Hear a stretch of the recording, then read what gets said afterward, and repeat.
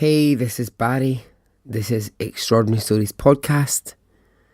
And this is something slightly different. A story in parts. Welcome to the final part of Body on the Beach. Are you okay?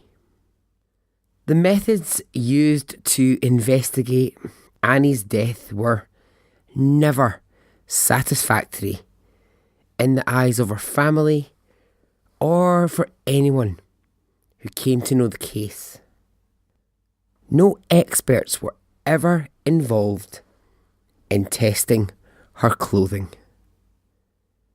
No experts were ever asked if it was even possible for her body to drown and be pushed back out of the water to where it was found.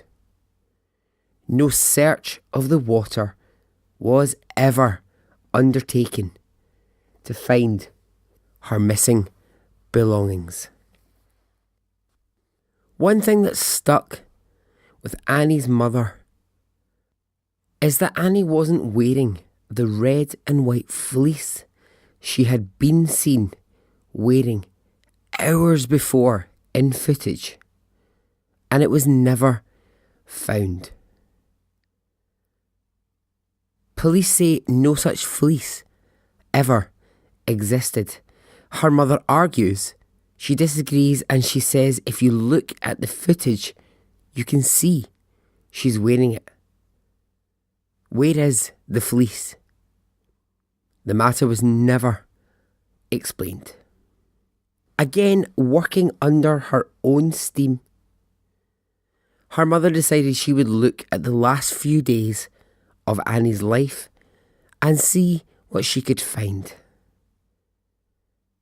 She started by looking at Annie's communication with others, and as natural a place as any, she went to Annie's emails.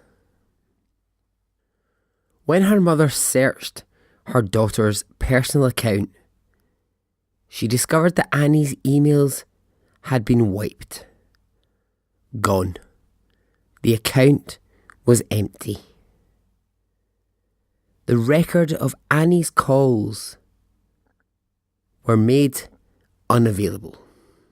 Who had wanted to erase all of Annie's communication?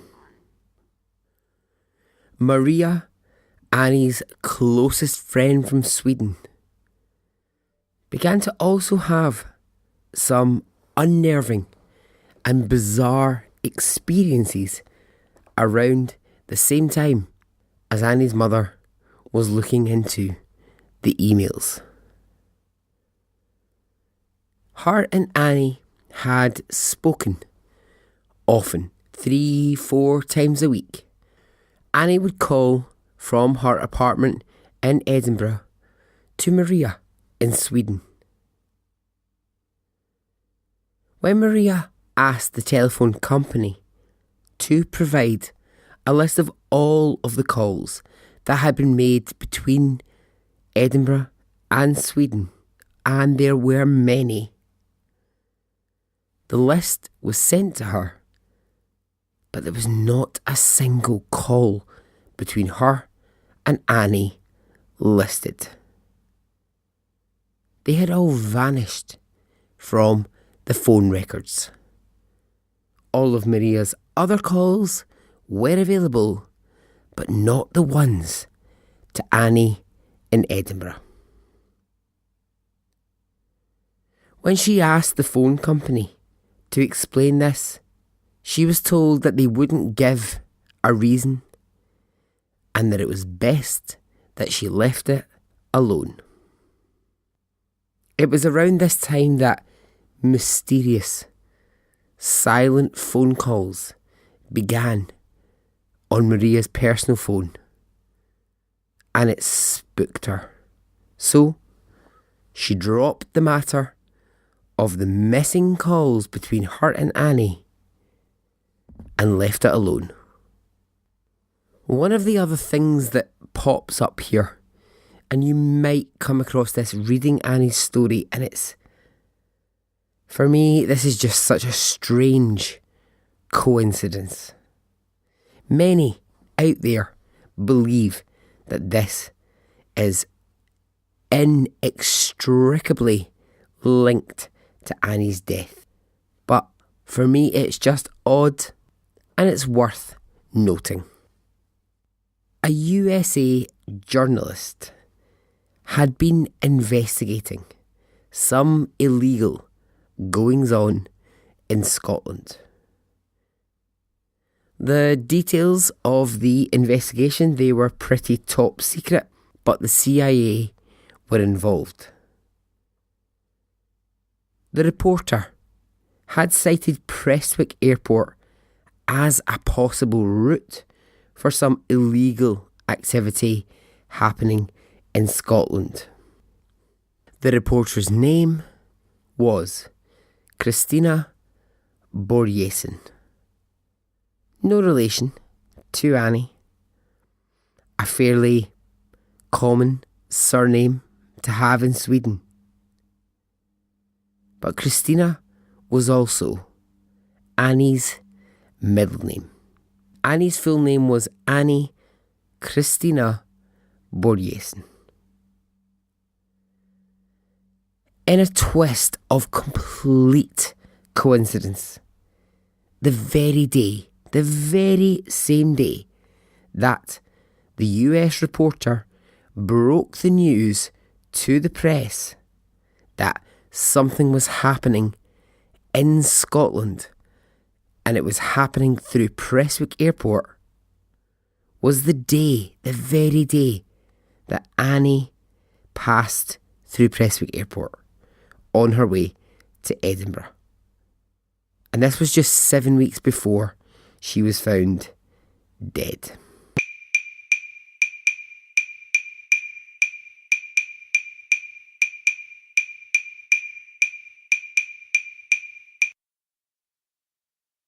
Does her family hold any belief that this might be a case of wrong name, wrong time, wrong place, and that this was an assassination gone wrong?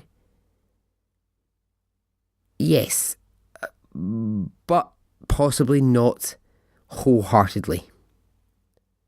Her mother, Gaia, says, this sounds like some spy movie.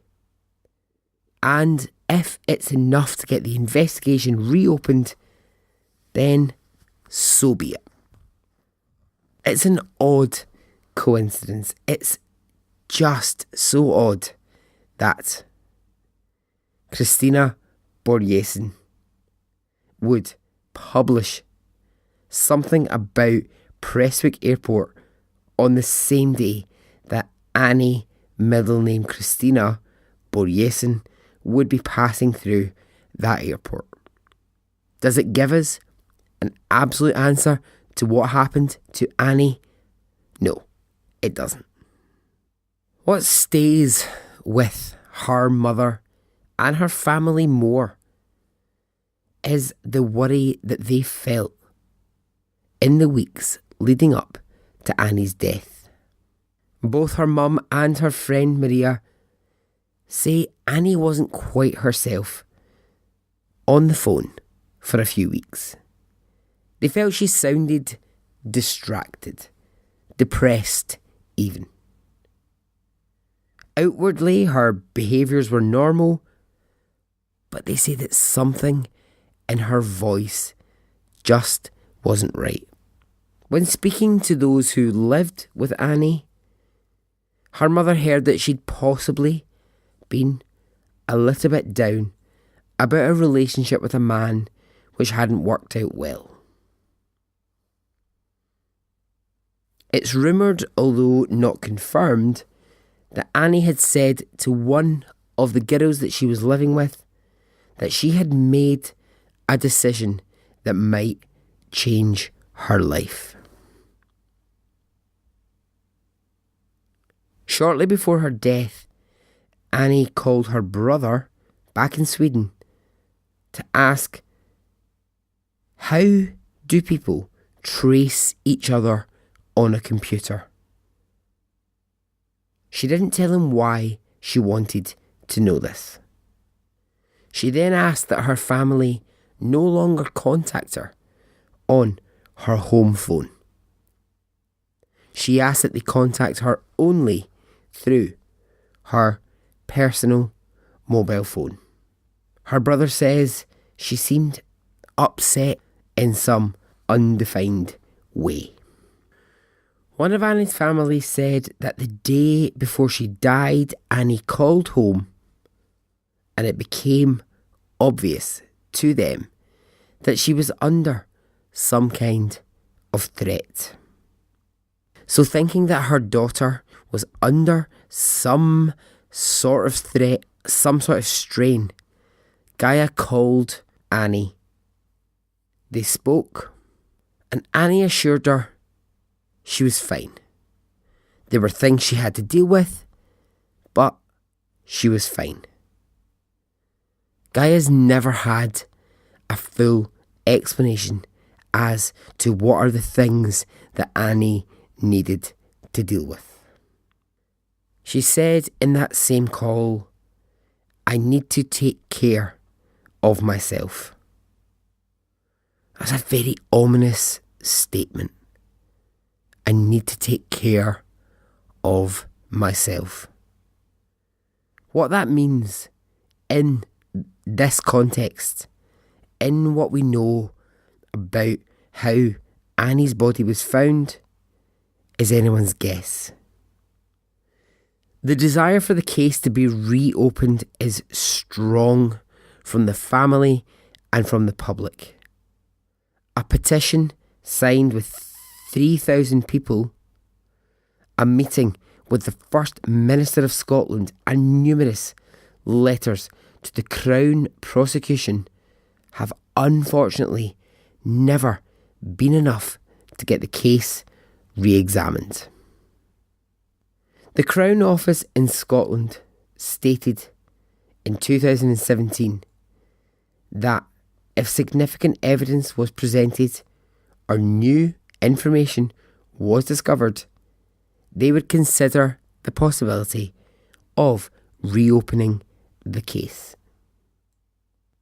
Annie's family say there is evidence being held by the Scottish authorities which they will never see. However, they continue to fight for its release.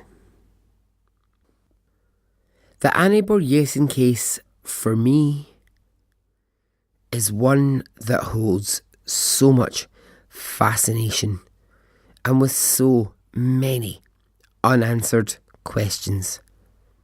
What happened in those 3 minutes in that car park? Why, when her body washed up on that beach, was it so conveniently near her bag and her jacket? Why was her file of facts missing that contains all of her personal information?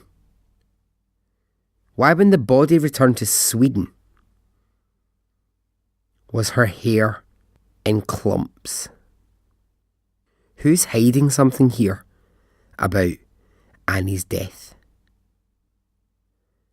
Where did the fuck up happen in terms of asking the right questions about this death? As someone who loves to tell stories, I like a conclusion, and I guess what draws me to this one is that actually there is no conclusion, and I feel like I've been told I'll never know the conclusion to what happened here. And so for me, that remains alive as a mystery. I would love to know. I just want to know what happened to her on that day. I just want to know what happened in that car park. I want to know what happened when she walked from the airport to the beach. And I want to know what happened in the 16 hours between the potential sighting, which we know could just be absolute bollocks, and her body being found the following morning. I want those answers for me, but I also want those answers for her family. Before I conclude this, just a brief note on why I picked this story. For a start, the Scottish element attracted me. I remember the news, I remember the TV talking about Annie Borgesen. I remember the body on the beach case. When I started to look at the story, what struck me was the connection I could make with all the places. The cash point that they talk about, that she takes money from at Central Station, I use this cash point at least 4 or 5 times a week. Central Station, I pass through it every single day of my life to get anywhere in Glasgow. Any flight that I ever take out of Scotland, it comes from Prestwick Airport. I know that airport and I know that car park. The Royal Mile, where she worked, I know it like the back of my hand. The apartments where Annie lived, I stayed in these apartments 4 months ago, overnight for a friend's birthday party. These are places I know. I understand them, and I think that's the connection. But the bigger connection for me is I want an answer to this, because I'm not satisfied with the fact that her body just washed up on that beach. I want answers to where the Filofax is. I want answers to why the emails were wiped. Scotland is full of Swedish, Italian, French, Spanish young people who come to work, and I love that. Now, with Brexit looming, I hope that never changes. And I hope that Annies from all over the world will still come to Scotland. It's devastating for Annie Borgesen's family that they've never been given the truth about what happened to her on that beach. And if we just go back and we just remember what that little plaque that's been tapped into the wall of the beach says, it says this: Annie Borgesen, born 7th February 1975. Found dead 4th of December 2005. Her loved ones never found out how or why. A blot on Scotland's reputation for fairness. Okay, well, that's it from me. Thanks for listening. If you want to find me, you can. I'm on all the social media platforms. I'm not hard to find. Extraordinary Stories Podcast. I'm on Patreon. And as an independent podcaster, I appreciate any contribution that you might have. Thanks for listening. Okay, goodbye.